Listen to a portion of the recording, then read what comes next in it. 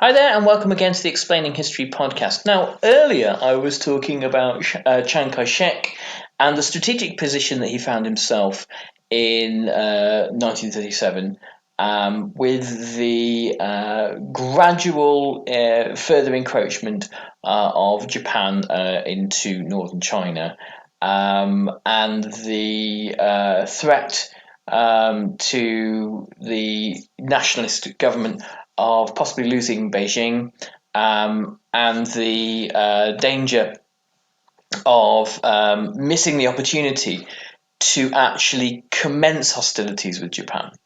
Chiang was certain that a point would have to come where war was inevitable with Japan.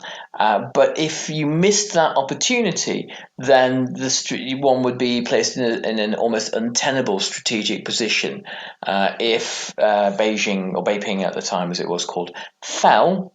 That would lose all of northern China and create the possibility of a massive Japanese advance into central China, where the nationalists dominated.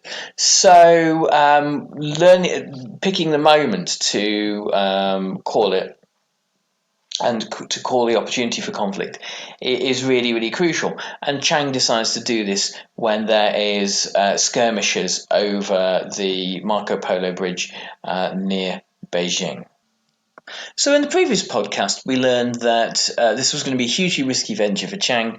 There would be virtually no international assistance whatsoever. The Western democracies had no appetite for war with Japan.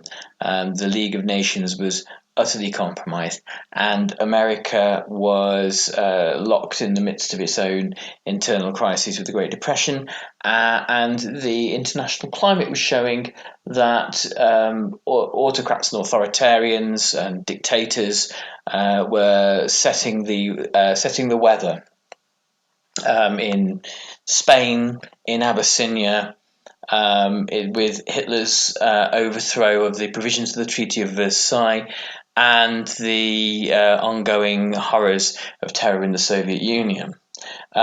Chiang was not militarily ready to fight Japan, and believed that there was a core of modernization within the Kuomintang army, which had been assisted by German officers Siechten von Falkenhausen, who had acted as military advisors. But this has not gone far enough, and it's not big enough. So, Rana Mitter writes again. Instead, much of Chiang's strategy would have to rely on troops provided by his supposed subordinates. He not only had to address how useful such troops would actually be, but also how many commanders would in fact be loyal to him. Song Jae-hwan had extensive contacts with the Japanese, and seemed to miss no opportunity to bolster his own position at the expense of Chiang's. Song was a Chinese warlord. The nature of China at the time was that significant parts of the territory are controlled by warlords who are often loyal to the Kuomintang government, but sometimes not. And so, having part of the manpower reserves that the Kuomintang government called upon came from warlords. And so you had to really make sure that these guys were on side. And often, if you went to them cap in hand, they could take the opportunity to extract concessions and enhance their own power at the expense of Chiang Kai Shek. Yan Zhishan, who led the major inland province of Shaanxi, had been known as a progressive warlord, but he had also been in part of an anti-Chiang alliance during the 1930s Northern Plains Civil War, and had played the communists and Japanese off against the nationalists in the years leading up to 1937. The alliance with the communists was also very fragile. Despite the official message of cooperation, neither side truly trusted the other, and the memories of the debacle at Xi'an were still powerful on both sides. The unappetizing menu left Chiang with a stark choice. Either he acknowledged that northern China was lost, or he fought back. but by fighting, the war would undoubtedly expand from a local conflict to an all-out confrontation between the two powers. Chiang didn't have the time to deal with the numerous problems that China had.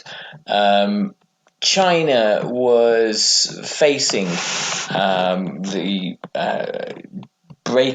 facing internal breakup and colonization by Japan, which would, in the minds of many Chinese, and quite reasonably, be seen as part of an ongoing process of colonization that China had experienced since the 1840s. China hadn't been able to modernize in the ways that Japan had. There's a very interesting thesis on this subject put forward by Donald Sassoon that suggested essentially that Japan, having been run by a samurai class in the 1860s, that was dedicated to militarization in the defense of the nation, and China having in the 19th century having been run by a largely self-serving Mandarin class that was interested in preserving their own power. This fact resulted in a very efficient modernization in Japan, and a very sluggish and ultimately failed attempts at modernization in China. So, by the way, that's from The Anxious Triumph by Donald Sassoon, which is just a stunning book. Which, if you want to look at the origins of the 19th century origins of global capitalism, get that book. It's truly amazing. So Japan had time on its side, and China didn't. Rana Mitter writes, China did not, as Chiang would have wished, have sufficient time to professionalize more of its military, neutralize the separatist tendencies of its military leaders, and strengthen the economic and fiscal base of the country.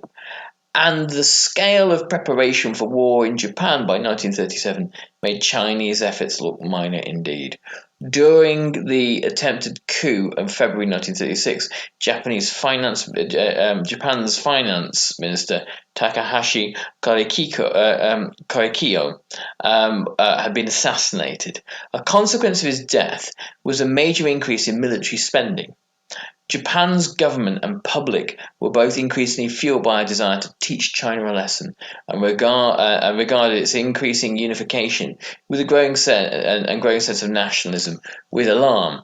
There's this strange kind of dual attitude towards China as in Japan, as the China is seen as the kind of the impudent upstart that needs to be taught some hard lessons in modernization, but also there is this sense of entitlement to Chinese territory in Japan. This idea that really big swathes of China do belong to Japan, and Japan has proved itself worthy in almost a kind of slightly Darwinistic way of growth at China's expense. This mighty martial people that have learned the tricks of the West should be given the opportunity to grow and should be shown respect by China as the kind of the hegemonic power in Asia.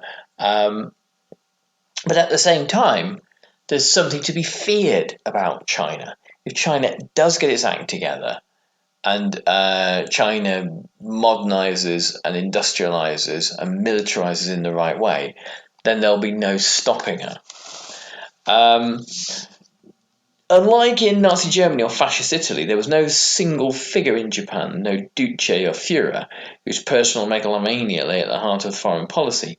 Instead, Japan had ended up with a toxic situation where most of its politicians, military and public, had become infected by war fever. Military spending now took up nearly half of Japan's total budget. Furthermore, recovery from the Depression was fueled in part by growth in heavy industry, much of which made products that would be useful to any future war effort. At home, The media publicized the idea that Japan was being surrounded by hostile powers who wished to prevent its rise. In 1934, the Tokyo government abrogated the 1930 London Naval Treaty, which was supposed to restrain the size of Japan's navy in comparison with those of the USA and the British Empire. Now, nothing but budget would prevent Japan expanding its naval capacities. In June 1937, after some 6 years of Japanese policymakers blowing hot and cold towards China, a new man was appointed as prime minister. It fell to Prince Konoye Fumimaro to decide how to respond to the Marco Polo Bridge incident.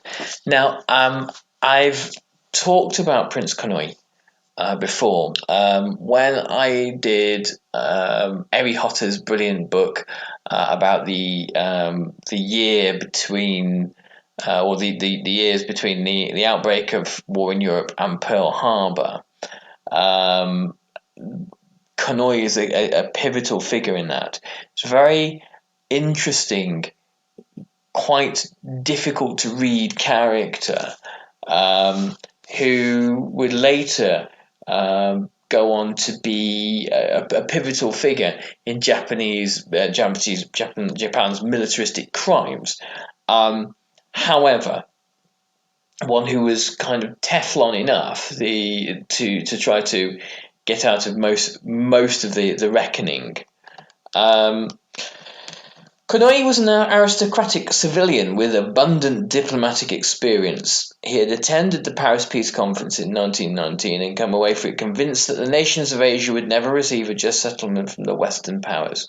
Konoye came from one of the noblest families in Japan, so close to the emperor that he even spoke in the rather stilted language that was reserved for the royal family and a few close courtiers. He was a cultured man who had translated works by Oscar Wilde in his youth and had an aristocratic temperament. He rarely held meetings before 11 o'clock in the morning, a stark contrast to Chiang, whose military training and natural asceticism meant that he regularly rose at 5 a.m. Yet Konoye was also a weak man, unable to stand up to those who opposed him. His secretary called him as a Hamlet-like and lonely. The aristocratic veteran politician Prince Sayonji Kimichi declared that Konoye lacked the one thing needed in dealing with the army: strength. So here we're going to encounter some difficulties, or in the relationship between the political class and not just the army, but the Kwangtung army in China. The Kwangtung army, quite literally by 1937, is a law unto itself in Manchuria, and makes policy decisions independent of the political class in Japan, which in some ways politicians like Konoye interpreted and saw that there was no choice ultimately than to go along with an army that was be out of control anyway. Konoye's first test on the China question came just a month after his appointment. He found his cabinet split on the matter of how to respond to the Marco Polo Bridge incident.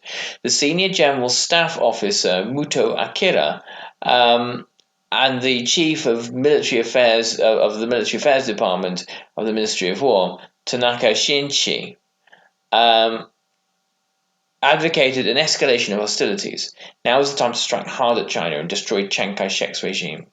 Ishiwara Kanji, who headed the operations division of the General Staff, was much more cautious.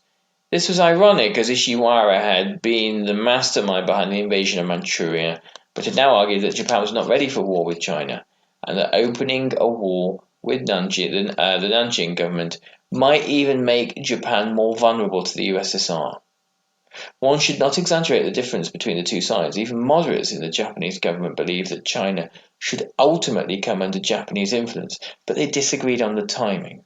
So this is a key distinction here, that there weren't factions within the Japanese government that thought that a kind of a peaceful, liberal approach to China was in any way appropriate.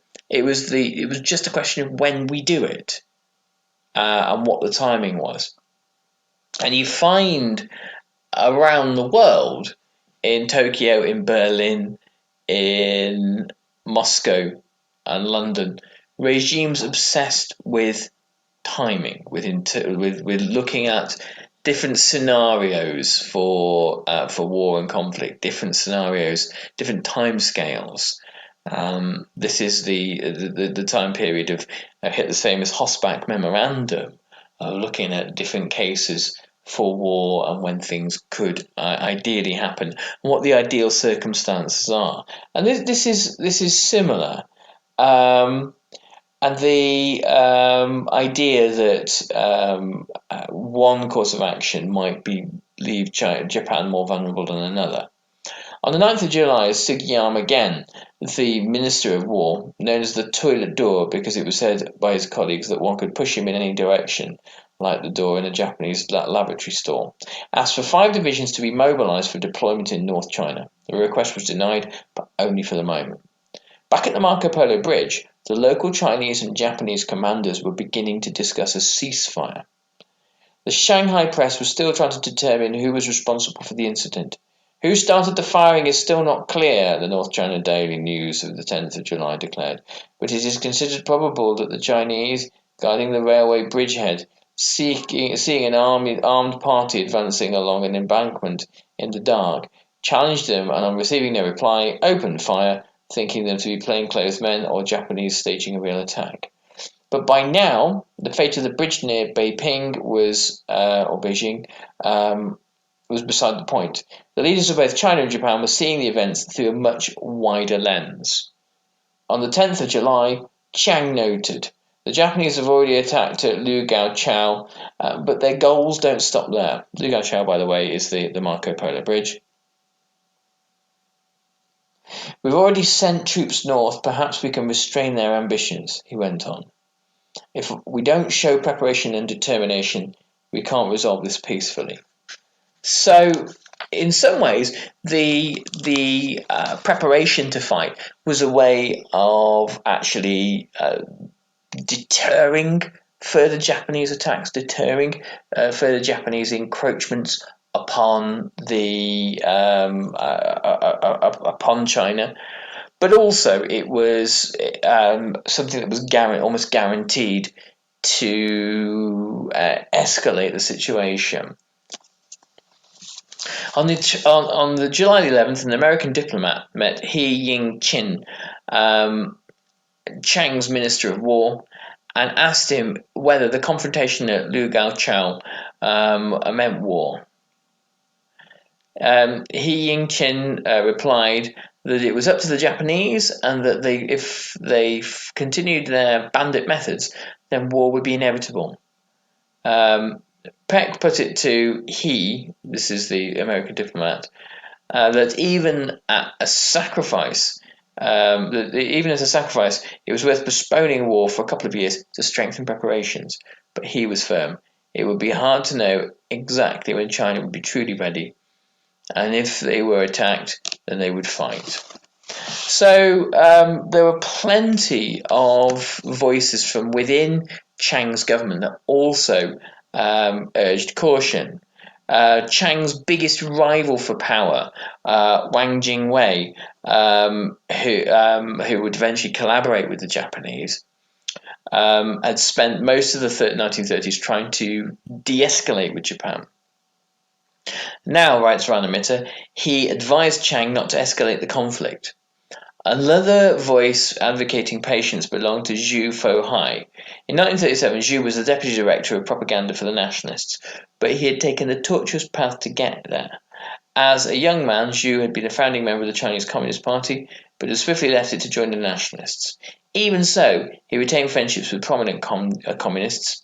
When one of the party's founders, Chen Duzhu, was released from prison in August 1937, Xu was one of the first visitors. However, during the Nanjing decade, his politics drifted more closely toward Wang Jingwei's. Within a few months, their association would have huge consequences for both men. In the days after fighting broke out on the 7th of July, Zhu was on his way to join Chiang at Lushan. On arrival, he wrote in his diary, "I fear that an external issue will evolve into a domestic issue, which makes it harder for the central government to deal with. I'm disappointed." Even as he took in the atmosphere at Lushan, Zhu continued to hope that matters would be settled peacefully. The mood was convivial as he attended the banquet given jointly by Chiang and Wang. Even though resistance was discussed at the meeting on the 17th of July, there did not seem to be a desire for war. About 7 people spoke, Zhu noted, but none of them was impressive. The next day, he wrote that he had heard that the Japanese ambassador to China, Kawago Shigeru, had been in contact with the Chinese foreign minister to try to calm the situation down and frame the conflict as a regional matter. Based on this, Zhu wrote about with a sense of hope, "I reckon the incident won't expand." So in this moment between the incident at the bridge and the actual full outbreak of war between China and Japan, there were still individuals on both sides who didn't have a kind of deterministic role or view of events, who didn't see war as inevitable, who didn't see war as necessarily desirable, and who thought that diplomacy and de-escalation was possible. And this is the interesting thing for us as history students, that there are these moments in the prelude to wars where there are still individuals, not individuals without consequence either, who look to de-escalate. And it's very easy for us to, knowing what happened, see what actually happened as the inevitable outcome, and it rarely is. So we'll continue more with the build-up to to Chiang's war with Japan in the third part of this little series. And hopefully we'll get some of that down later in the week. Coming up later this week, by the way, I've got Sean McMeekin's new history of Stalin's War, which is a really interesting new perspective on, well, not necessarily new, but a different perspective on our standard tropes about the Second World War. Okay, let's finish there. Thanks so much for listening, and you can always check us out at explaininghistory.org, and you can check out our Patreon there. It's always great if we can have patrons to back the podcast. It helps me to continue to put out really cool content like this. Thanks very much. All the best. Bye-bye.